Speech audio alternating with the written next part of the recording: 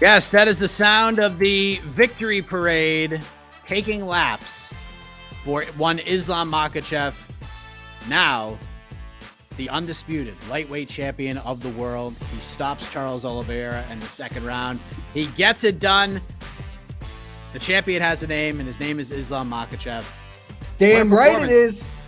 Yes, we will get to you in your victory lap, Jed Meshew. Don't you worry about that. But welcome to the UFC 280 post-fight show here at MMAfighting.com. We've been with you pretty much all day long, and we appreciate you sticking around with us. We got a crew here. I am Mike Heck. We got Shaheen Al-Shatti back with us once again, deputy editor, MMAfighting.com. Mr. Victory Lap himself, throwing his own parade for himself, Jed Meshew. And we have Casey on the ones and twos as well, without much of a voice. So he might have to write down on a piece of paper his thoughts and feelings and put them up to the camera for us to read out loud. So, We've got a lot of thoughts and feelings based on our off-mic conversations, Mike. yeah, it's we're getting insane. a little heated before the show started.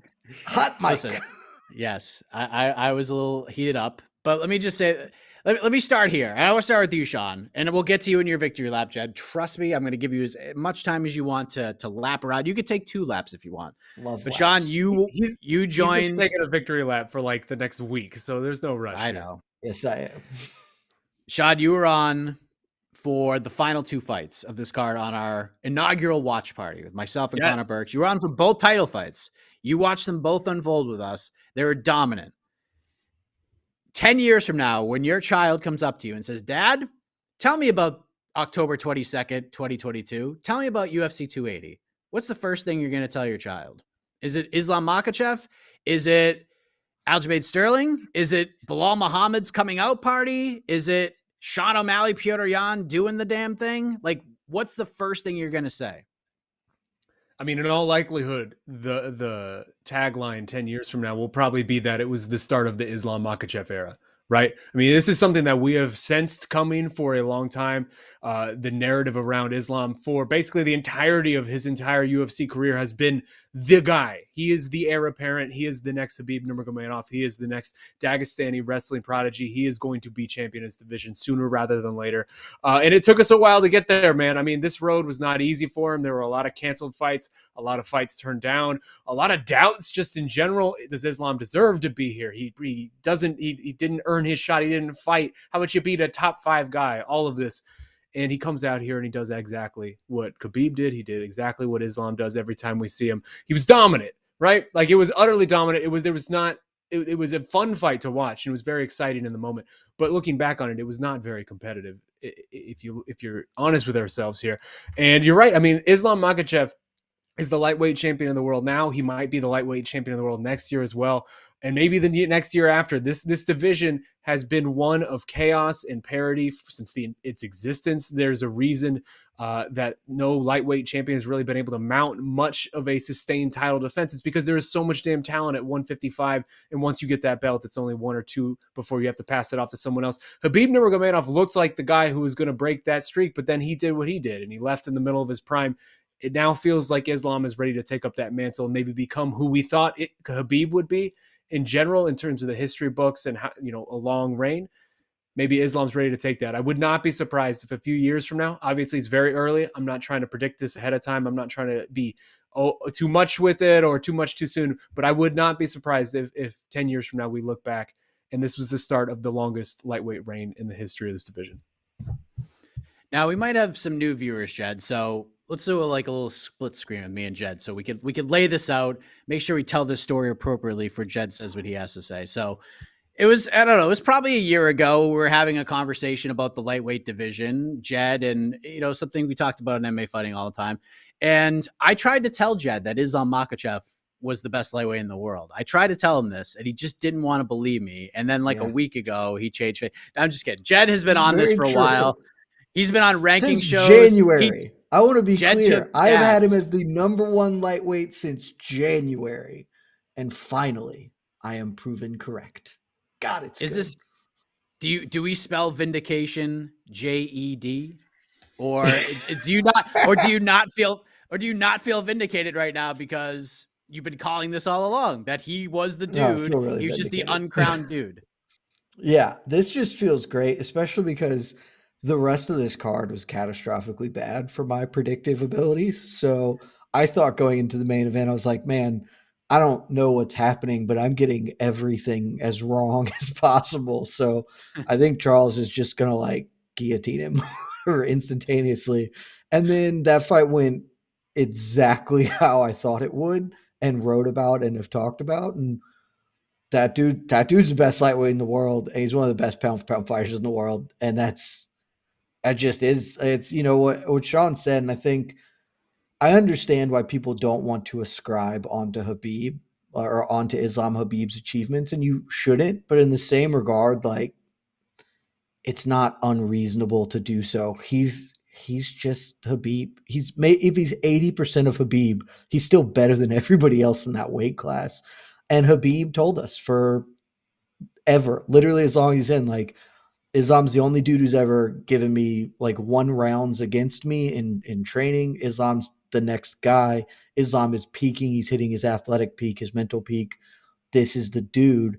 And there's no reason not to believe what Habib says, because that man clearly knows what the hell he's talking about when it comes to fist fighting.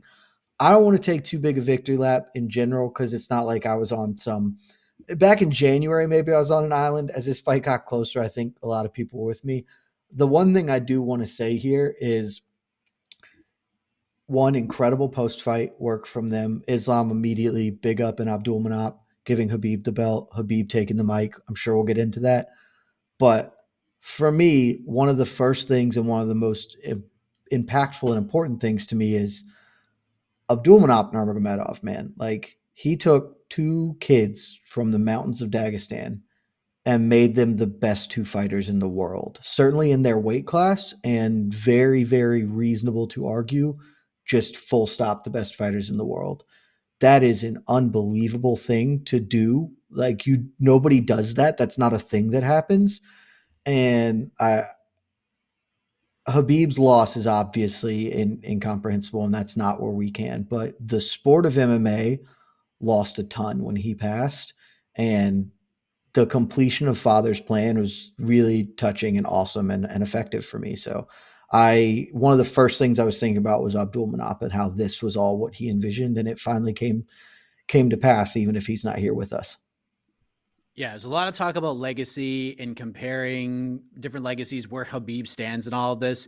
And one thing I always kept saying throughout all of this is that Islam's success only helps Habib's legacy overall. And especially him getting this title a month from now, like, we're sitting down eating Thanksgiving dinner. Habib Nurmagomedov could be the coach, like the head coach of the 2 lightweight champions, in a lot of people's eyes, the 2 biggest Seems really likely he's going to very likely. Yes. I'm actually really more confident. likely. I'm actually more confident Usman Nurmagomedov's going to beat Patricky Pitbull than you were with Islam Makhachev beating Charles Oliveira. That's how confident I am in this fight. I am equally as confident in that outcome, sir. So it's just amazing to see what this guy continues to do as a coach. And Sean, I wanted to bring this up because Jed sort of painted the picture here. We watched it all live. We didn't really get to react to it because there was just all sorts of chaos. But what was more impressive? Was it the performance overall, or was it just the complete wherewithal to promote between not just Islam Makhachev, but Habib, the UFC too, because they shouted it out. Islam, big smile. He knew it was going to happen. He was still humble about it. Hands the mic over to Habib. Habib calls out the #1 pound for pound guy. Let's do it in your home turf. Let's get him in here for a face-off. And Volk jumps the rail and they get in. They have a very friendly face-off, and it looks like this fight's going to happen. So was it more impressive, the in-cage product with Makhachev, or just the incredible wherewithal with everybody afterwards to plant the seeds and grow this beautiful flower that's going to be Islam Makhachev versus Alexander Volkanovski for the lightweight title, likely in February in Perth? I mean, the in-cage performance was obviously impressive, but just like how much fun was that, man? They actually sold me on this. Like, going into tonight and generally throughout the lead up to this, as this has been sort of a full conversation and a discussion point. Jed and I have been aligned on this, in that, like, I haven't really been excited or interested in seeing Alexander Volkanovski go up to 155 and do this thing that he wants to do. right now 145 is very wide open, right? There's a lot of young names coming up. There's a lot of young talent that he has not fought. People act as if he's cleared out the division, and really all he's done is beat Max a bunch of times, and then, a couple other guys like Ortega and Korean Zombie. Like, there's still a lot of really, really good names at 145 who I want to see him defend against. And again, this is the person I have as the number one pound for pound fighter in the world. So I've been pretty cold and lukewarm on this whole idea in general. But they absolutely sold me on this, man. You're right. The way this was put together. How much fun is Khabib in this sort of like pro wrestler manager role? Because whatever he did tonight was absolutely sensational, just in terms of taking the mic, plotting the course, planting the seeds, and then Islam running with it. And it was all done. It seemed very organic. Nothing seemed forced. And then, it's very rare in the UFC that we get these sort of cage side or in the cage face-offs, stare downs of this is what's next. They basically willed it into existence. Khabib and Islam did by calling Volkan up and really just making this whole thing into a very real thing that we're about to see. And they almost just forced the UFC's hand. I actually am very excited about this now. I didn't think I would get there, especially as quick as I got there, but just the way this was packaged, the way this was presented to us is very intriguing. And Volkanovski really said to me the best tagline for this fight, which is, hey, your lightweight belt on the line, my pound for pound number one status on the line. Like, that is incredibly, incredibly compelling. And I know we're talking about, hey, this is the beginning of the Islam Makhachev era. Volkanovski, to me, presents the hardest challenge to Islam Makhachev at 145 or 155. Just in general, of the people that he could fight in the next couple of fights, whoever it would be, Volkanovski presents to me by far the hardest stylistic challenge and just generally the hardest challenge to that belt. So if Islam's able to get past Volkanovski and doing it out there in enemy territory in Perth, like, that's going to be an incredible scene. Oh boy, man! Then we're on to something special at that point in this reign, I think. But I'm in. I'm all in. I fully did not expect to be here with you guys saying that, but I'm actually in on this. You know what's crazy about this, Jed? And I'll get back to you. We were literally on the watch party talking about Beneil Dariush is next. He's got to be next, right? That was and me. then 30 seconds why later. Why are you talking about that? Who thought that? What man alive thought that? Nonsense. I actually thought the way this fight played out, I'm like, I don't think he's gonna get the title shot, but like, no chance. He's more in play at this very second than he was at all this entire week. Just the way that fight played out, the way Islam won, it was the most compelling. And then everything that happened afterwards, you're just like, man, Beneil at least got the win, so that's good. You got to show up and fight and get a win.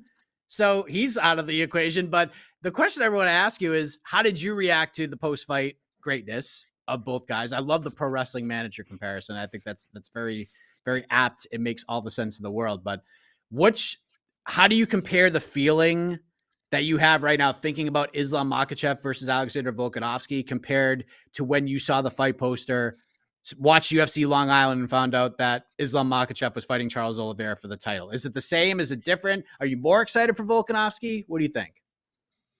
It's different. I don't know if I'm more excited, but I'm with Sean. I'm very much in on this now because of what they did. And like this is the most perfect distillation of knowing your freaking job and knowing how to get the things you want and what you want. Because what Islam and Khabib did at the end of that, like Sean said, they willed this into existence. And maybe there was traction, there was momentum that way, sure. But they made this a real thing by saying this, hey, bring Volk in. Volk has that great line of your lightweight belt, my number one pound for pound status. That's it. That's promotion. The exact opposite of this is Beneil Dariush thanking Jesus and saying, I don't care. I'll fight 10 people. Then you're going to fight 10 more times, dude. Say the things you want. Stand up for yourself and ask for the things, because even if he had done the right thing and not sucked ass on the mic afterwards, he still isn't getting that shot because of what happened in the main event. But he hamstrung himself. And this is, again, I was the most anti-Volk doing this of probably anyone in media. Like I have hated this from Jump Street because I want to see Volk fight Arnold Allen and Yair Rodriguez and Josh Emmett and all the dudes in his actual weight class. But the way they pitched it, this is fight promotion. This is actually doing the thing, and it makes it compelling. It makes it interesting. It gives you a tease and you want more. And so this was awesome. I'm super in on it. The silver lining is once Khabib beats Volk, then Volk can start pretending like he's disrespected and people don't believe in him. and there'll at least be some validity to it. And he'll go back to his weight class and actually fight his own freaking fighters. So I'm stoked on this fight in general. It's going to be awesome. I agree. I had to throw in that because I've now become a Volkanovski hater because he's forcing me to be. I'm with Shaheen. I think he maybe is the most interesting, difficult challenge for Islam. And for Islam to say, I'll go to that dude's backyard and tool him up. I don't care. That's how you become the pound best fighter in the world. That's how you make people give a shit about you. Like, it's so good. They handled this unbelievably well from pillar to post. And especially when you consider that if you looked at him at weigh-ins, he was obviously terrified of fighting Charles Oliveira, and he didn't want any part of it because people are stupid and don't understand who Islam Makhachev is. So this is awesome. I'm all the way in on it, and I'm really excited that the lightweight champion has a name, and it's Islam Makhachev. It's gangster. Well, it was gangster. I just have to so add, gangster, man. It was absolutely gangster as your first move, literally seconds within your title reign as a lightweight champion is, hey, the number one pound for pound fighter in the entire sport. I'm going to your backyard in front of whatever, 50,000 fans or whatever that's going to be in front of your countrymen, and I'm going to beat you. Like, that is so gangster to just invoke in your first few seconds as champion. Like, I love it. Can you imagine if Aljamain Sterling ever did one gangster thing in his life like that, like a thing that made people like you? It would be unbelievable. Go. Maybe someday we'll get that. But I do want to touch on Charles Oliveira, Sean, Yes. because again, a lot about legacy and, if he beat Islam, is he up there with Khabib and all that? And I think what ended up being the more important story of all of this is that despite the loss and despite how this fight went, it was one-sided. Charles' real moments that he had in this fight were off of his back. And it was an elbow off his back, and then he landed a big up kick in the second round. Other than that, he was blanked in this fight by Islam Makhachev. Islam did exactly what he wanted to do. But we forget things happen with recency bias of the sport more than any other sport. And we can't forget just how incredible this run was for Charles Oliveira. This guy was must-see TV as a champion, and I don't care what happened with the whole Gaethje thing. Like, we've talked about this a million times, in the weight miss and everything. You want to strip him, whatever. In a lot of people's eyes, this dude was still the champion heading into this fight with Islam Makhachev, and in a lot of people's eyes, he lost the belt. What do we have to do to preserve this just incredible run from Charles Oliveira, which I don't want to be forgotten because he lost a one-sided fight to a guy who was a horrible stylistic matchup for him? Yeah, I think that's a really important point to note, Mike, is that it is important to look back and remember what we just saw, right? Because it's the turning of a page. It's a new era coming in. But you look back in the sort of the history of the UFC, or at least the modern history of the UFC. Robbie Lawler is the guy. Like, Robbie Lawler has the most exciting title reign in the history of this sport. It's not even close. Like, every fight he was in was fight of the year. It was just ridiculous. Outside of that, Charles Oliveira might actually have the second most exciting title reign in UFC history. And he, at the very least, has the most exciting lightweight title reign we have ever seen. Every single fight that guy was in was an absolute banger. And it was just consistency every time out in terms of, you are going to want to be in your seat, sitting there watching the TV when Charles Oliveira is defending his title or just fighting for the title. Like, that is something that cannot be overstated. And it is important for us to remember, because you look at the names that Charles went through over the course of this run. It's basically everyone in the top 5 outside of Islam. Like, it was an incredibly impressive run at lightweight. And I don't want to throw dirt on Charles's grave. He is very much not done. But it does feel like we have now reached sort of a new chapter in his career, right? Because he is 33 years old. That doesn't feel old. That doesn't sound old, but he is the same type of, that's the thing. He's the same type of 33 as like a Shogun 33 or like a Jose Aldo 33. Yeah. Like the fight years matter a lot. And Charles has been in the UFC for a long, long time. And he's also just a guy who has taken a lot of damage in a lot of these fights. He's been dropped in every one of his fights. The last 5 of them. He takes a lot of damage, and and that's not a new thing. Like, he was taking damage 10 years ago in some of these fights, right? So the mileage is certainly adding up on him. I would be surprised if he ever regained the title again. I'm certainly not writing him off, and I think he's still a very viable contender in this division. I think he's going to still stick around and be in important big fights. But for the most part, sorry, my phone started. But for the most part, it is important to remember just what we saw with this guy and how damn impressive this whole thing was. Because in my eyes, I'll repeat it again, this is the second most exciting title reign that we have seen in the UFC. And now he gets to probably fight Beneil Dariush next, and I'm Beneil not sure that's a probably, good fight for him.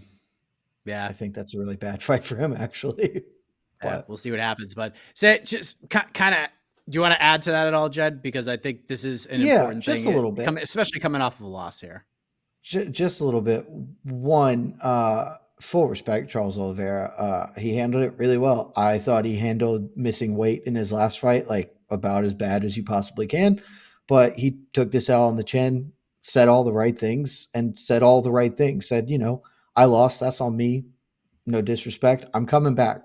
I'm not done. I'm here. Like, can't find any fault with how he treated this, how it all went down. Great from him on that regard. I will also say we the part of the thing that made me frustrated with the is Oliveira the GOAT conversation is that it's contextualizing him in ways that I think aren't fair and are just like don't appreciate what he is. Because I'm with Sean. I think there's a very, very good argument that he's the second most exciting champion in the history of this sport based on the performances he had while champion behind Robbie Lawler. We don't pretend that Robbie Lawler's the welterweight GOAT, and we don't even really say that he's like numbered the second greatest welterweight of all time or the third. He was the most exciting dude who was a deserved champion, and this is awesome. And you can appreciate and respect those guys without having to contextualize them in the pantheon of all timeness. Because by definition, being one of the most exciting guys probably means you're not one of the greatest because you're only exciting if you're vulnerable. And that was what Charles was at times. And so I am glad that that conversation gets to be dead forever now. And we can instead appreciate Charles for being this incredible, exciting fighter who brought joy to our lives outside of arguing, well, is he better than Habib? Because that misses the mark and isn't nearly as important as that dude just rules and is incredibly fun to watch. Because even me, the biggest Islam guy the whole time, I never said a bad word about Charles Oliveira because you can't, because that dude rules and is awesome to watch. And he's still going to rule in 6 months from now, in 2 years, even if he doesn't get back to another title shot or whatever. It's still going to be awesome to see him do the things he's been doing because he is awesome to watch. And that's the most important thing. Yeah, there's so many fun fights for him, even if he doesn't. Again, I think Throw a Charles has put dart. himself in. He's put himself in a position where, he could go up Max, to let's do 170 Max and have again. fun fights. Max again. Let's do That's again. awesome. Boom. There Like you he go. could just have fun fights here and just build the legacy that way and still I'm make a bunch of really money. into Max again, actually. I'm That's really fun. into that fight. That fight is Max awesome. against a lot of these guys at 155, like this sort of older guard in the top 5, like Max against any of those guys is great. And Just hopefully this gets paid. Volkanovski thing is enough of a paradigm shift to this division where we start to look at some of these up and comers, take them a little bit more seriously, give the guys who haven't gotten their opportunity the chance to get their opportunity. And I think Islam Makhachev, he goes out there, dominates Volkanovski. Even though Volkanovski is a 45er, he's still the pound for pound best. The UFC will do a great job building it as such. And maybe it'll create a nice little paradigm shift to move the division along a little bit. John Jones beat a lot of middleweights and everyone calls him the GOAT. So nothing wrong with beating up dudes who are smaller than you. To add to what you just said, Mike, too, though, the paradigm shift, like the lightweight division, I know this is something Jed and I have both spoken about this quite a bit, has been like, for as good as this division is, and it is, in my opinion, the best division in the sport, it has been incredibly frustrating over the last several years of just this weird Ouroboros-esque cycle of just these same few guys getting the same opportunities, and then when they lose their title fight, they go and they fight each other, and they just sort of, really hog the top 5, and no new names can break through.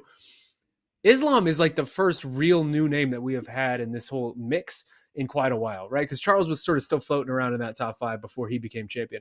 I hope that this is exactly what you said, where this is sort of opens the floodgates to where we can start seeing a guy like a Fiziev or a Gamrot or a Sarukian or whoever. Like there's so much talent. Jalen Turner, like there's just so much at 155. And the guys are just not getting the opportunities because Dustin Poirier and Michael Chandler are fighting, and then the winner of that's going to fight for the title. And it's just the same, you know exactly what I'm saying. Just the same cycling in, cycling out of these 4 or 5 guys. I hope that this is sort of breaks through all of that, and we start seeing some of the new blood, some of the new talent come up and get in these opportunities because they very much are deserving, and this division is too good to not let that happen. Absolutely agree. So let's move on to the co-main event. Aljamain Sterling, Fake still the ass fight. bantamweight champion. Still the bantamweight champion. Defeats TJ Dillashaw. Look, I understand. We all saw the shoulder stuff. It was very weird and strange, especially trying to watch it live and try to host a show and have conversations. We're trying to figure out what's going on. And even at certain points during the fight, even the commentators had no idea what was going on. But Sean, I'm going to say something that I said off air that created a stir, and I want to get your thoughts on this. To me, I felt that this fight was defined in the first 25 seconds. When Aljamain Sterling came out and started landing shots, TJ Dillashaw, the look in his eyes was like, uh-oh, didn't see this coming. And then the takedown happened, obviously the shoulder and everything. And it's unfortunate. It's unfortunate. We'll never really truly know. But just seeing and I'm not a psychologist or a body language expert, but after watching the first 20 seconds of Aljamain landing punches cleanly to the face of TJ Dillashaw, I felt like I picked wrong. I backed the wrong horse, and I backed it pretty early. Am I nuts for thinking that? Is the shoulder thing like how much do you weigh the shoulder injury? How much do you weigh that in the overall landscape of this fight? Because to me, even though it was a short sample size, the vibe I was feeling was I backed the wrong horse. Aljo is going to dominate this man.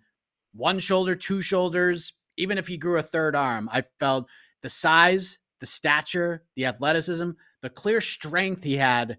Even it was so small, but that was just the vibe I had. Am I nuts for feeling that way?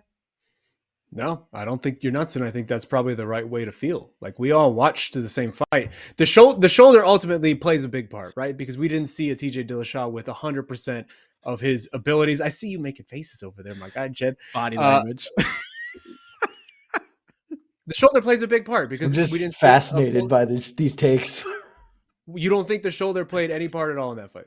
No, I think the shoulder played a big part. It's very understanding what that was. The shoulder played a massive part in this fight, obviously. Of course it did. Because he didn't come in. Of course it did. 100%. That being said, I do think Aljamain probably beats TJ more times than not if they fight 10 times. Just the way we saw, at least right now, this version of TJ, 36 years old. Again, we talked about it quite a bit. Would have been the oldest UFC champion under 170 by far if he would have won this fight.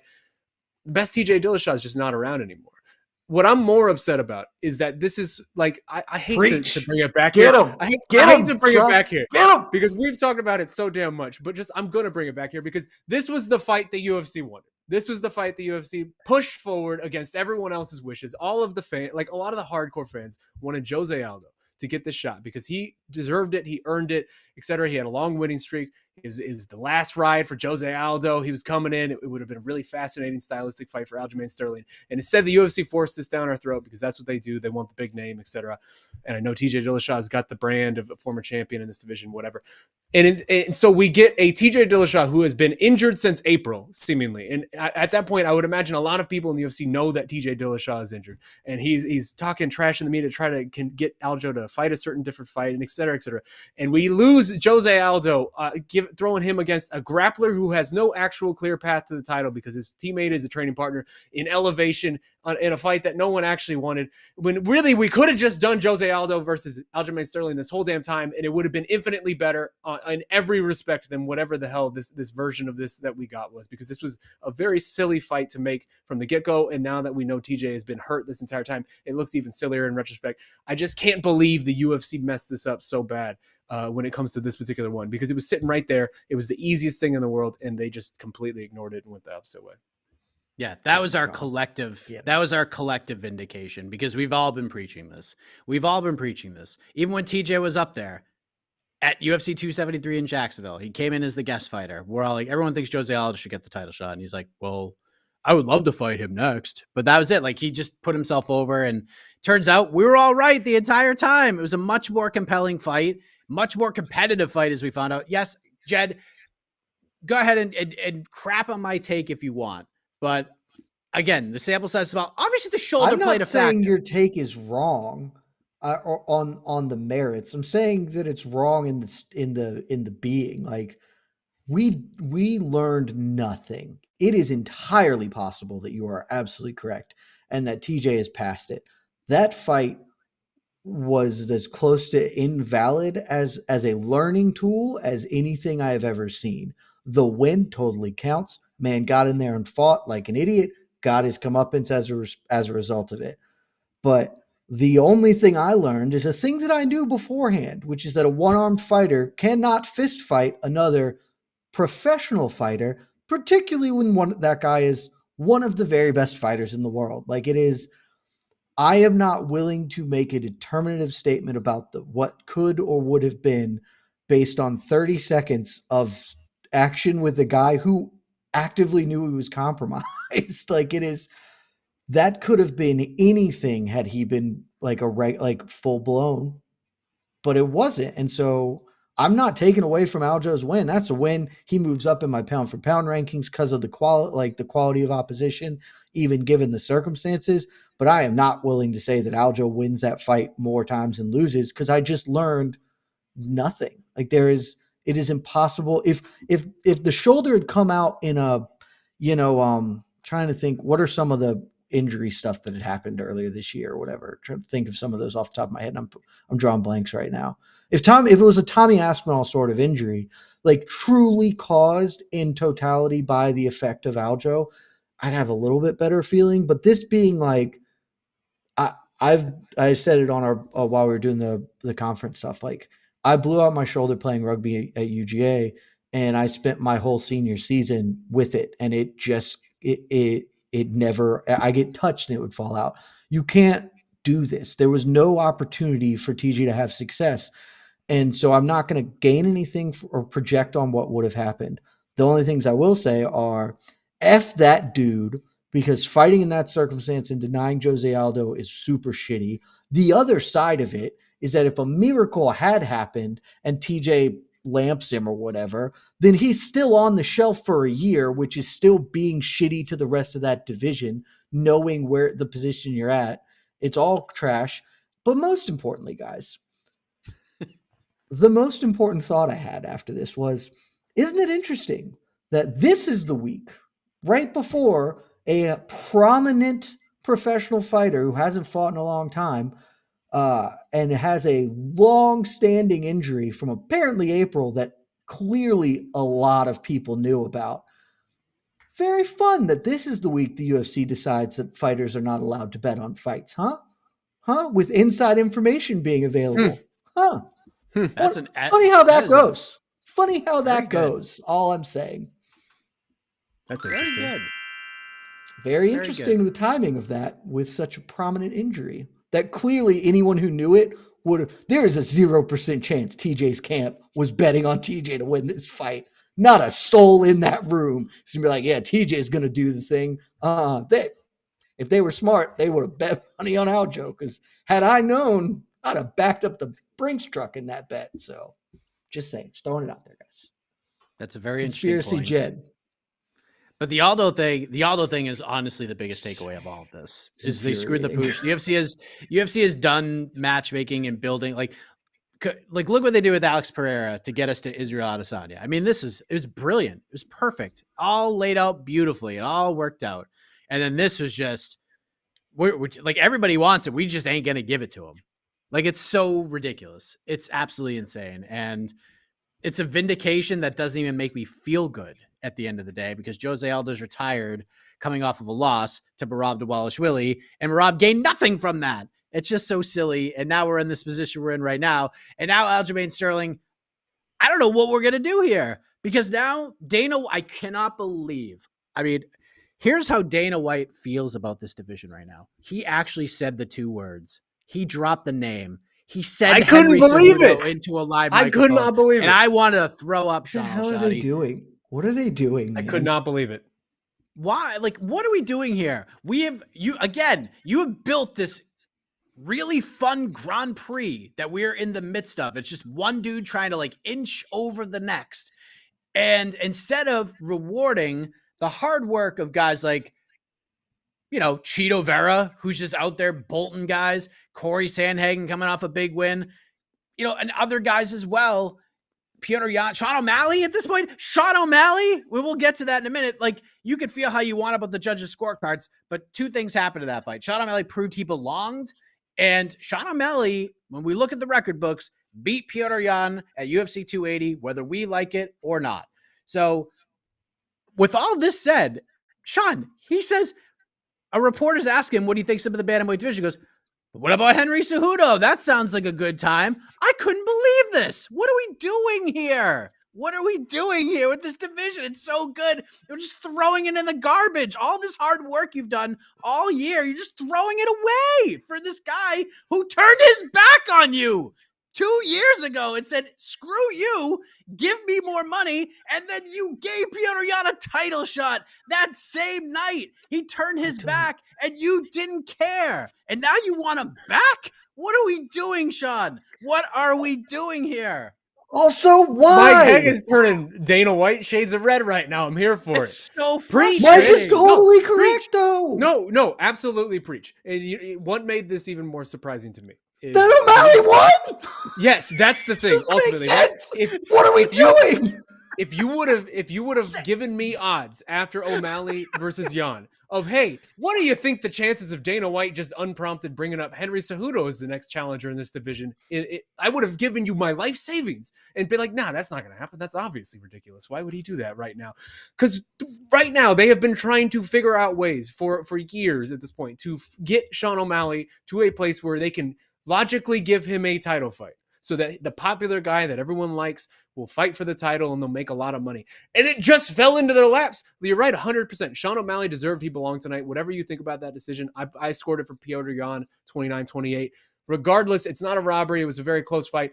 The UFC would be absolutely justified right now in giving Sean O'Malley that title shot. And they said the whole time in the lead up of, hey, Sean O'Malley's going to get a title shot if he beats Petr Yan. And within an hour, that win that seemingly disappeared for Henry Cejudo, for the guy who, when you are somebody who 2 division champion and you retire early in an effort to get more money, and not only does the promotion not give you that money, but they're just kind of like, see ya. If it's no big deal. If you want to go, we're not going to stop you. That's even putting it generously. They kind of shoved him out the door. And then every one of your come on over, bud. And then every one of your 20 fake false alarm comeback attempts are met by a gigantic thud and a meh from the collective MMA audience. Like, it's clear you're not the guy that maybe you thought you were when it comes to your popularity and such. How is that the one? How is now the time to bring him back into this whole fold? It's just baffling to me, because this is the clearest layup ever for like a big money fight in the bantamweight division to do Sean O'Malley. Like, they have been trying to get to this point for so long. And now, what are we going to do? We're going to bring Henry in. I got nothing for you, Mike. I have no idea. This is baffling to me. It's baffling. No one clamoring for this. Nobody at all is clamoring for this, except for maybe Henry Cejudo. And apparently Dana White, who has not had one kind thing to say about this man in 2 years, Jed Meshew. It's just also incredible. One more thing, because you just brought it up and it just came to my mind. Henry Cejudo's like an Arizona guy. I've talked to him quite a bit. I feel like I have a good relationship with him to a certain degree. I'm super not about and appreciative of this weird thing that he's trying to do of like, hey, let's get America a champion again type of thing, of whatever that tweet was he sent about Aljo. Like, that is so incredibly disrespectful and like borderline racist in a way that's just like not cool sure it's at all. Borderline. I'm trying to be nice it's here. Just overt. I'm trying to be nice here, but that is so just not okay. And like, as a general human to human thing. Yeah, man. Born and raised in New York.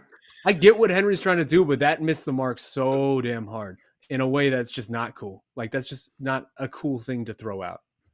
Yeah, Henry's lame. I don't get it, man. This is the stupidest thing.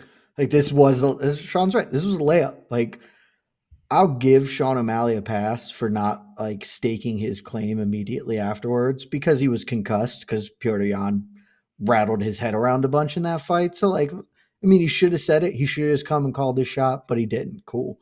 But I don't honestly, and this is going to sound maybe a little dumb, Dana just doesn't care about fighting anymore. And like, it's so obvious that he just doesn't, he was chippy at the post fight. Like, he just doesn't want to do this. This is not in him, the fighting part of it. Maybe he still likes being in charge of $1 billion company or whatever. Like, I don't know, the man, I can't speak to that. But like, this 5 years ago, 10 years ago, Dana would have been like, he would have been selling us O'Malley. This kid, he's one of the most popular fighters. You all counted him out. All of you disrespect him. We can take all the BS disrespect that Volk thinks he has and actually give it to O'Malley because everybody did disrespect that dude. Honestly, they probably still should have. But he comes out and does this. He beats Petr Yan, a man who I think beat the current champion in their rematch earlier this year. He's definitely getting the title fight. Book it. We're going to do that next year sometime. I'm not exactly sure timelines, but we're going to make that happen. And it would have been full court press. And instead he's like, I don't know, Henry, who cares? Like, he just is so checked out, and it sucks ass. Give me somebody who's excited about fights if they're going to be the mouthpiece. And if he can, presidents don't have to do the stuff he does. You can just have a PR guy do it, and that's fine. He can just be the president and do all the things, the deals and stuff that he cares about, and let somebody else be stoked about shit, man. Because I don't agree. I thought the Yan won 30-27, very competitive fight, a fight that Sean O'Malley gets respect in and a valiant loss. But the one good aspect to it is you've got this guy now. This is the dude. You've got the outcome you want. You get a title fight with him. Push this to the moon. And they fumble the bag again. Like, they just suck at things now. It's so lame. So lame. Just sub in Habib and Joanna and Jacek. Like, 50-50. Dude, Eagle FC is going to be the greatest promotion in the world because Habib knows how to promote, apparently. Shit. And I doubted him, but after what he did tonight, I'm my promotion from our little draft we did earlier, we're making strides, baby. We're making big strides. I'm way more excited about our future than I was like even 48 hours ago. But I do want to get to some peeps questions, but we got to talk about the Sean O'Malley Petr Yan fight because it was fantastic. And I know it was weird. It was awesome. I'll start with you on this, Jed, because it was weird just being in this situation. We're trying to like talk and just hang out and watch the fight and try to take it all in. I scored the first round for Sean O'Malley. I think everybody else who tried to score the rounds both scored that for Yan. And I have no argument with you if you want to score that for Yan. I thought O'Malley landed the better shots, the cleaner strikes. So I gave him the first. I gave Yan 2 for sure. That was the clearest round of the fight. 3, I just don't see how O'Malley won the third. I just don't see it. He had moments. And I came out of that fight being like, you know what? This was the best thing that could have happened because Petr Yan kept his spot. Sean O'Malley proved he belonged, and we could put him in these fights, and they make sense. Sean was very humble, and it seemed like he was humble in defeat. It seemed like he was humble in defeat because the look on his face when they scored it for him was just, I don't know if I'll ever forget it. It was just this look of stunned. It was just shock on this man's face. And to your point, the way he's handled it all is much better than the way he handled the Pedro Munoz fight, is it not? This kid's growing up a little bit. I think he saw the backlash from that whole thing. And yeah, he said some things. He even, humbled up with Petr Yan's comebacks at certain points during the fight week. This kid's growing up. And I think whether or not no matter what this fight was scored, Sean O'Malley was a big winner today, even if you didn't score the fight for him. Yeah, I was going to move him up. I was going to move him up in the rankings even if he lost. Yeah, for 100%, you have to. And I don't feel like wildly confident in my scorecard because I was live blogging and it does not give you a great sense of the fight. Like, I want to rewatch it and see, but I think this fight was to me, watching it and scoring it, I did not think there was a world for controversy. When the commentary team was saying like, this could be deciding in the third, I was like, how? Piotr's up 2 rounds and he's winning this third round. Like, it felt like a fight where we all gain respect for Sean, but he loses and there's no shame in the way he even loses, putting Petr Yan in danger in a way that's never been before. Like, that's real and that matters. And then him getting the scorecard, I don't agree. I want to rewatch it. It feels closer to robbery than bad decision. I know that is a very hot button topic right now on the Twitter sphere, certainly, if people be like, it's not a robbery at all. Every single MMA media person scoring it for Petr Yan really trends towards robbery as opposed to bad decision. I would push that's back not on that. Definitive. Like, it's not the thing, but it felt like that. But at the end of the day, it doesn't matter. What matters is he officially won. And so why in God's green earth are we not pushing this kid to the moon? That's the point of having him, of putting him in this position, of making Sean Shelby look like a genius for doing this. Like it is to take him and build him and cut a promo for him if he is too concussed or tired to make that afterwards, to say, yes, this is it. So in 4 months when they're fighting, when he's fighting Aljo for the belt, you can have that on the promo reel. I just don't know what we're doing here. I really, really don't. And I want to go to Sean because I know he has thoughts. I want you to come back to me because I have some thoughts on Petr Yan, and I'm really fascinated by where he's at right now. But I would like to talk to Sean first. I was just going to say, I push back on it being a robbery just because I think that first round is really close, right? That's ultimately when it's going to come down to, is that first round. It feels, even round 3 is relatively close too. Like it doesn't take a lot for somebody to score those round 1 and 3 for Sean O'Malley. So that to me it feels like a bit of a stretch to call it a robbery, but it's here's my question though. And that this is like a very serious question because I don't know in real time. It feels to me like Sean won the narrative battle and didn't actually win those rounds. That, oh, he's not dying and he's supposed to be dying. So we're scoring rounds for him. And that's why I want to watch and see but like that is because real time, as I was live blogging, I thought it was pretty clearly Petr Yan's fight, 3 rounds to none. Competitive rounds, but I thought Yan clearly won 2, if not swept him. And I don't know how much that narrative played into it. Certainly in your assessment, I don't know if that played in at all. I mean, I also scored it for Yan ultimately, right? I had 2-1 and I felt pretty confident about it going into the decision. Like even when it was starting to be announced as a split, because you can tell at the little moment when they're announcing scores, it's like, okay, this is gonna be a split. I still really felt confident that it was going to end up coming out for Petr Yan. So ultimately, I don't know. I mean, that being said, Sean came in and impressed, man. Like ultimately, that dude belongs in the top 10 of this division, and he belongs fighting in these contender fights, right? And that in and of itself is a win. Even if he would have lost. But you're right. The fact that he did actually get the W, and we're not doing the thing when the UFC has been trying to do the thing with this guy for so long, and now they finally have a chance to do the thing, and now we're not doing the thing. It's just, what can you say? It's not the thing. Crazy. Just do the thing. And do the thing. It's not hard. Do the thing. Just do Put it on thing, the wall. guys.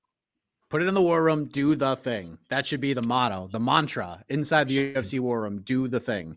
Can we briefly shout out Petr Yan? Because I want you to. Yeah, that dude, we'll had a tough paint run. the picture. Yeah, paint the word picture. It's tough. Petr Yan has a very, very good argument, or at least a very good argument, to being undefeated in his entire career. And I believe that this is now his 4th loss.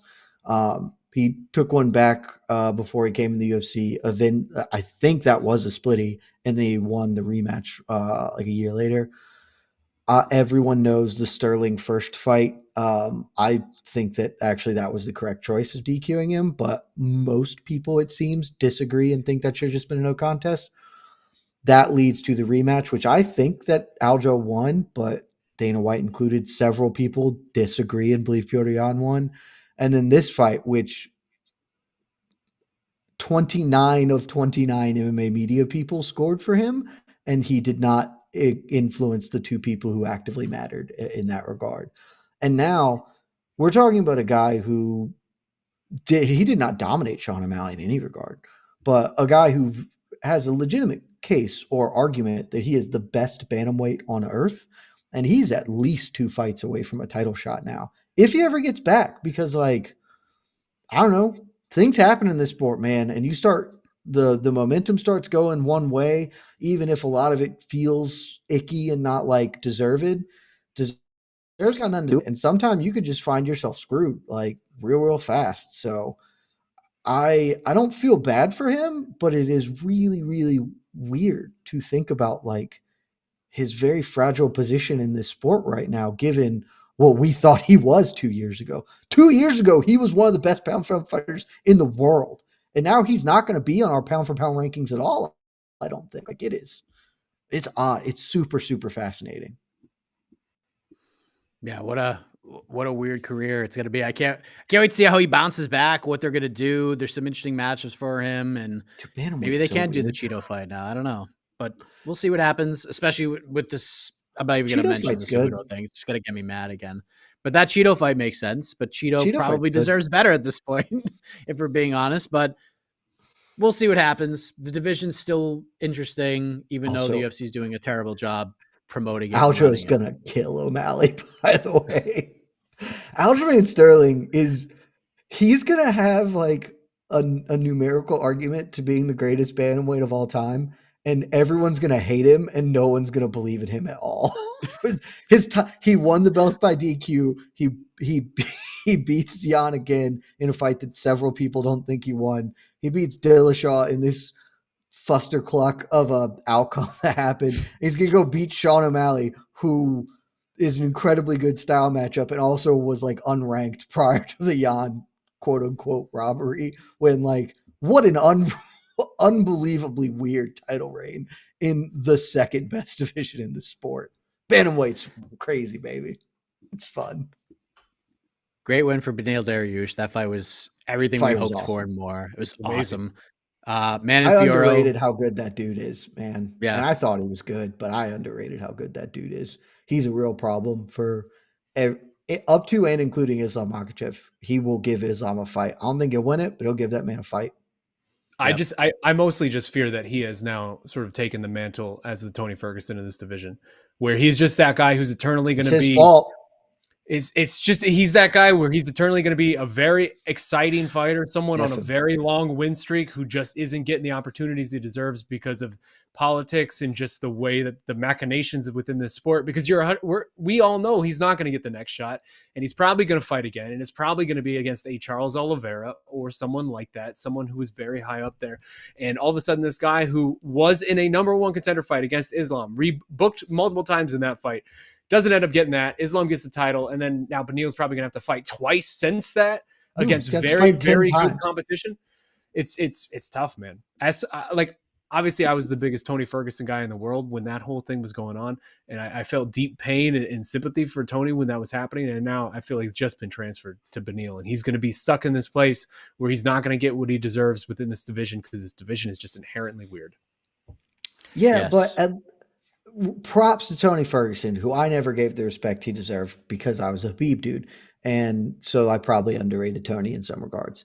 But you can't say Tony didn't try. Like, that man spoke his truth into existence as best he could, and the MMA gods were cruel mother effers. Beneil coming out and being like, Jesus has got me, I'll fight 10 more, I don't care. Like, F off with that shit, man. Act like you want it. Act like you want it. And that's why you're going to get Charles next or whoever. He's probably not going to get Charles. He's probably going to have to fight like Jalen Turner or something next. Act like you want to be here, and then you will be here. But if you don't, if you tell Sean Shelby, I'll fight 10 more times, cool. Because if the fans aren't asking for you to get the hot rocket up, he'll make you fight 10 more times, man. Act like you want it, son. Act like you care, because it matters. So we just saw it. Take control of your destiny. Be Islam. Be Habib. Force will some shit into existence. We saw it work to perfection tonight. I don't understand how this is something we have to keep saying. You know who actually did a good job, but actually, who actually did a great job of that, but it started off real scary again. I was about to explode once again. Don't you say it, because I disagree with you fundamentally right here, but go on. I know where you're going. I hated this one too. You didn't like the Belal Muhammad one? You only hated it for a weird reason, though, Jed. I don't know. It's not a weird reason. It started off horribly. Say the man's name. We all knew who he was talking about. Of course we did. Yes, you and I know, but the average dude tuning into the biggest fight card of the year or whatever flipping channels midday on ESPN doesn't know what the hell. I'll fight the dude who weighs 179 pounds. They probably don't even know that's missing weight. What are we? Yeah, the big bad wolf. Just say his name. It's not that hard. Why will he not say Khamzat? His whole thing should have just been, I want to fight Khamzat Shmayev. F that dude. I will mess him up. I don't care if he makes weight. And instead he half-asses around it. The best performance of his whole career. And he can't even put it to finish. It's not hard, people. He said that these people suck at this so bad. Dude, when he said Leon Edwards' name, I was like, you have got to be kidding me right now. I was like, come on, Belal. Are you kidding me? This is it. This was your moment. Even in Chicago, you're not getting this reception. You got a star reception. They treated you like a star all week. Not only did you beat Sean Brady, not only did you take that 0 away from him, but you finished him. You finished his ass. You put him away. Like, some people complained it was an early stoppage. That wasn't getting any better for Sean Brady. He was done. Belal won that fight. Yeah, that was a perfect fine stoppage. Were people actually complaining that was early? I saw a couple people say it was stopped early. I was like, any stoppage that doesn't end with someone unconscious face down on the mat will get complaints ultimately. Any stoppage 100%. On the feet, I guess. But damn, that wasn't an early stoppage in any. That was not an early stoppage. DC sets him up. Who do you want to fight? And he said, Leon Edwards, where you at? And I was ready to take my laptop and throw it through the wall. And it's like, dude, he pumped the brakes and he took a turn and at least got somewhat on track. So it's better than calling out Colby. Oh, no. Yeah, that was bad. Hamzat's right there, right? Hamzat's right there. That's the thing. He's in the crowd. You could have got him in. It is so not difficult to do this. And it boggles my mind. I do, because he did everything else right. Like the constant callbacks to Habib was really good. That is working the crowd in that location. But then the finish is so wet farty. Like, just, it's not hard, man. It's just somebody tell somebody to ask me beforehand. I'll tell you how to do it. It's not difficult. Okay, can I cut in? No, hold on. Can I cut in? Because I feel like there's a lot of negativity right now around Belal Muhammad on this show. And best performance of his career. Hold on. Yeah, maybe a tiny bit of it is deserved, but for the most part, it's not, because that man just came out and got the kind of win that he had not had before, right? Like, what has been the thing around Belal Muhammad this whole past year is, hey, he's a boring guy who doesn't, he's not a real contender. He's this guy who's sort of getting by on smoke and mirrors and all of this stuff. Like, tonight in general was just a night of people who have generally had people doubt them most of their careers, really flipping the script on it in a really interesting way. Like, I kind of enjoyed just the running theme throughout a lot of these fights. But Belal Muhammad, more so than anyone, was just, he came out. True. He came out here and got the exact type of statement win that everyone told him he couldn't get. And once again, getting doubted. I sent out a tweet earlier of, like, if you had parlayed, just somehow hypothetically been able to do this, parlay Belal's last 3 fights where he's been the underdog in all of them, you just put $100 on him, you would have won like $1,800 or something like that. Like, the level to which nobody has believed in this Belal Muhammad run has been frankly stunning. And the fact that he was able to come out here and, once again, underdog, lose almost type of fight where he's fighting this big, strong, powerful up-and-comer who's just a very tough stylistic match for him. And I've seen 1,000 previews and whatever picks this past week, and I don't know that I've seen anybody in the world pick Belal Muhammad. And once again, he came out here and got it done. And again, the exact type of win that was lacking on his resume. If I'm in the UFC, I'm absolutely throwing Belal Muhammad against Khamzat Shmayev in a number 1 contender fight on that Perth card or wherever. Like, no, not the Perth card, but the Leon Edwards card, the London card. Like, that's the move. He is now the number 1 contender. If Colby's not going to sit out, if Colby's just going to sit out and not accept fights and not fight real contenders in this division, I don't see why you need to reward him with a number 1 contender fight. It feels like Belal versus Khamzat is the fight, and I hope that's what gets done. Let's see. He's in a better position than Beneil Dariush, though, right? Yes. Absolutely. Welterweight is significantly less weird than lightweight. See? I don't think he's in much better. I think he's in a better position. But I think that Beneil probably gets Oliveira, and if he beats Oliveira, he's just going to get a title fight. So they're both 1 fight away, and they both have to beat a really, really tough guy. So they're kind of in the same position, I guess. That's a great point, though, on this being a referendum on underdogs, because I hadn't thought about that at all. It really was outside of the main event, obviously, but everything else really was kind of the people who doubted really were like, F you guys. Screw you guys, we're here. Yeah. Yep. Good. Belal got a performance bonus. Good for him. Islam deserved performance bonus. Great. And O'Malley. I have one last thing to say on that fight. I'll keep it very brief because I know we want to do other things. Don't back up in fights, professional fighters. If you're watching this, you won't win ever. No, there are like 3 fighters in the world who can fight off their back foot and win a fight, and just don't do it, because Sean Brady thought he could do it, and he had a lot of success right up until the minute he didn't. Come forward regardless of anything. Be the one inflicting pressure. That is how you win fights in modern MMA. The mantra of the show, if we could take anything away from the show, and this is not just for MMA, this is just for life in general. Do the thing. Do the thing. Do the thing. Always do the thing. Come forward and do the thing. They want you to do the thing. Just do it. Just do it. Just Do the thing. Casey, do we have any questions? I mean, this probably. I mean, just got a million. I think the heat has been Also, brought on in a shout out to spectacular Manon way. Fiorot, who arguably became a title contender tonight, and no one's going to remember that at all. We shouted her out. Did we? And Muhammad Bahayev got a finish, but not. Wasn't I'm stepping back on my takes on him. I'm still staying where I'm at. Oh, this one cooled you on it a bit. It didn't cool me because I think he still has the bones to win a belt. He has got to learn to hate people. Like you have to be mean to be like a championship fighter. And I don't think he's mean. Like I think that's it because he doesn't punch people. Like as not on the feet, he was just doing flashy stuff because he wanted to do it. And he had a lot of dominant position and refused to hit him. And like I don't know if that's purely meanness or if he just really values his own submission game, but you can't do that. You've got to hit people. Like that's why Khabib and Islam rule. They hit people when they're on top of them. You got to do that. I need to see that from him now. All right. Let's take a couple of questions. Then we got to get out of here. All right. This has been a day. This is good because I have no voice. Yeah, so your voice really left so quickly. Yeah, I don't know what happened. It's shocking. I don't know what happened. It's done. You sound 85 years old. I'm here for he it. was fine when we started the conference stuff, like the press conference stuff. He was totally fine. Then just wow. I don't know. All right. If I talk like this, I can kind of get a voice. Oh, there we go. Neil Diamond-esque right now. All right. Pull out your best Tom Waits. Let's go. Yeah. Oh, real quick. Oops. True or false? Beneil Dariush should take nothing less than a title shot. He has won 8 in a row.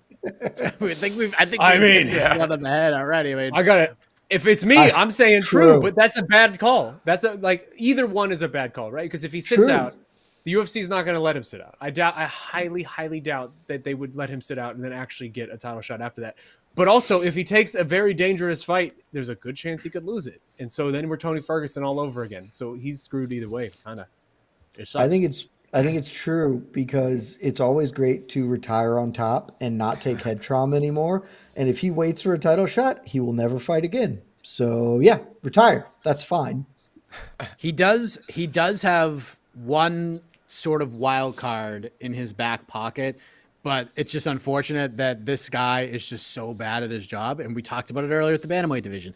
Dana White wants Dariush to fight Islam Makhachev. That's the fight he wants. If Dana White had his druthers, Islam would have not fought Charles Oliveira on this card. He would have fought Beneil Dariush. So Dana wants this fight to happen, but now he knows, he's got to do a lot of convincing. And that's the best chance Dariush has, honestly, is that Dana invokes I'm the president of this damn company clause. You giving this dude a title shot. And that's not going to happen because he understands how big this Volkanovski fight is after Khabib set the table for it. So I feel bad for Beneil, but sorry, man, it ain't happening. His entire post-fight press conference should have just been selling why he should fight Islam Makhachev. Like, I know he's not a trash talker, and we don't want you to force you to be somebody that you're not, right? Like, you don't need to be somebody that you're not. You don't need to trash talk. Just sell yourself. Like, that's it. Just, like, sell yourself in the matchup. You don't need to be mean about it. You can just state your credentials, what you've done, the accolades, the win streak, how Dana wants this fight, et cetera, et cetera. There are so many angles to do this without being like, hey, Islam, you're a dick. Like, it's possible. I just can't believe we didn't get it. The pro wrestling model back in the 70s and 80s for cutting promos and calling dudes out was actually putting them over to do it. Like, this guy's great. I would love to face him for the title.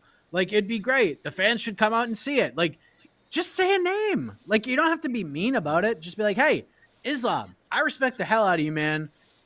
But if you beat Charles Oliveira, you've said you wanted to fight me before. Khabib's a man of his word. Are you a man of yours? If you are, easy. I'll be here waiting. That's it. That's not mean. The story is right there. The story is right. It's right there. Boom. Yeah. Your wins don't speak for shit. You have to speak for yourself, and that's it. Like, it just is what it is. Biggest loser tonight to me. Who lost? TJ Dillashaw. TJ Dillashaw. Yeah. Well, he's losing in my rankings. That's for damn sure.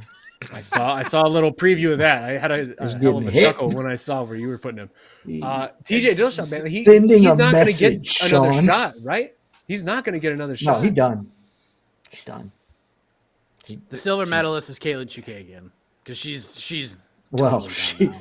she's probably never getting a shot anyway. Yeah, but yeah, she's still But Caitlin she had a Chukagian though, chance. right? You know, like she kind of the leaves weight this night miss is still bad. being Yeah. Caitlin Chukagian in the exact same spot that Caitlin Chukagian was in. I actually still think the answer is Charles Oliveira. Boom. That's it. Because I don't know if you guys remember 12 hours ago when there was a conversation about whether he was the GOAT, but that conversation left.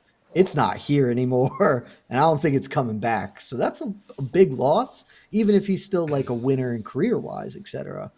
That evaporated. What would Oliveira But need was to do there to a- get a rematch? What would Oliveira need to do to get a rematch of Islam? He's got to get 2 good wins. Yeah, he's got to probably get. You two think at wins. least think- 2? I think. I think it has to be 2. Yeah, 2 good ones, I would say. But also, like, was there a real conversation about Islam or about Charles I being don't the know, GOAT? people Or were was there? asking that shit a lot. No, but hold on. But was it a real conversation? Or was it the fake kind of conversation we have once any champion has defended his belt once, and people just start being like, "Hey, this is the best one I've ever seen," with no perspective of If Oliveira triangle Well, it was choked definitely that now Islam, in hindsight. if Charles Oliveira triangle choked and actually won by submission in round 1, is Oliveira the GOAT? Stop making fun of my voice.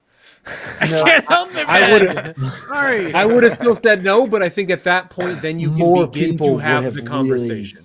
Yeah, I'm with Sean. More people would have definitely taken up that argument.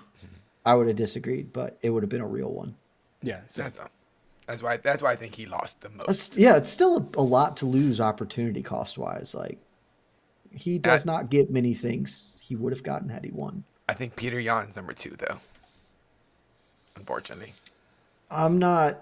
He's I still see young, the yeah. argument. he's still I'm really not young. all the way there.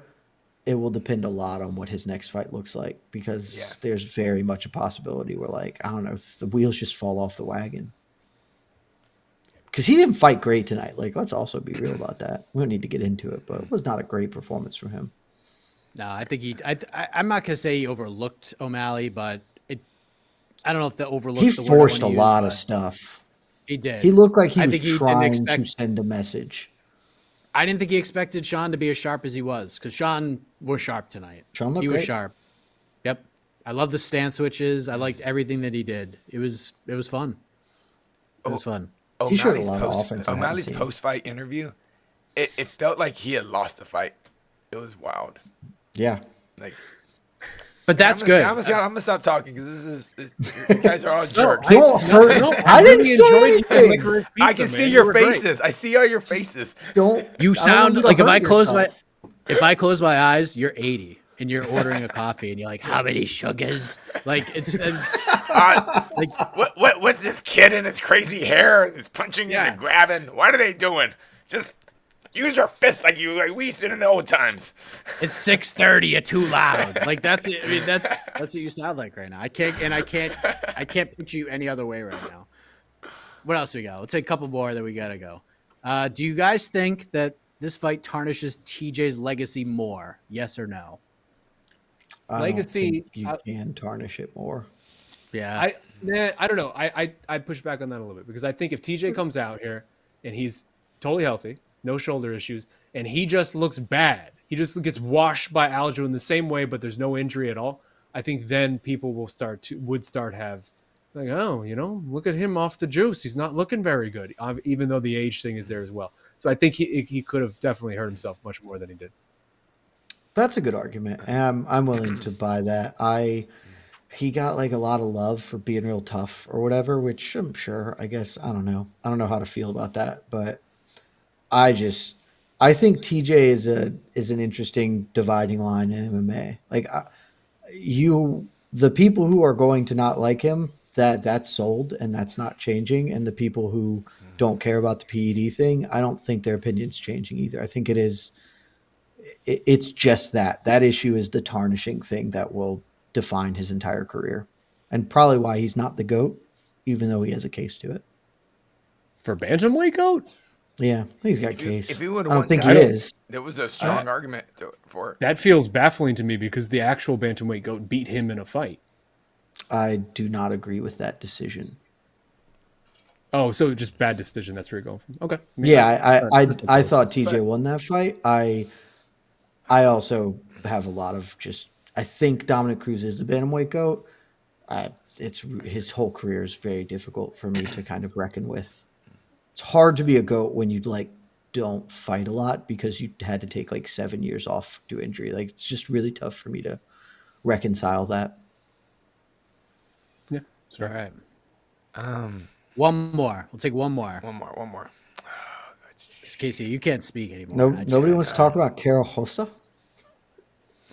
I mean, I was watching that fight just for the see if the Costanza theory is God, I was truly real. so That close. illegal knee ruled though. It was awesome. I was so excited about that fight. Legalize it. Legalize cool stuff. The rule of fun should exist. If it's cool, it's legal. That's just. And how I it think, should be. our whole thing with just cheat, just keep cheating. It still hasn't failed. It never Except- fail. It will never Except fail. for, interestingly, I agree in principle. The biggest argument against that is if Petr Yan hadn't thrown the stupidest knee in the history of the sport, he probably still has his belt and hasn't even fought. Because if he doesn't throw that knee, he's clearly beating Aljo at that point. They don't rematch off that. And then he's still the champion and he's not losing to Sean O'Malley. Yeah. That's there's the one there's argument against there's levels cheating. of cheating though, right? Exactly, I think we're advocating of the lower level of cheating where I could go and scraps I and could- eye pokes. Carol and nut Rose's shots. knee was dude. very similar to Petr Yan's knee. That's I all I'm could- saying. That is fair. Don't I put could go yourself in that outside. situation. Yeah, you go outside Knee and was slap very a close to dude. the same thing.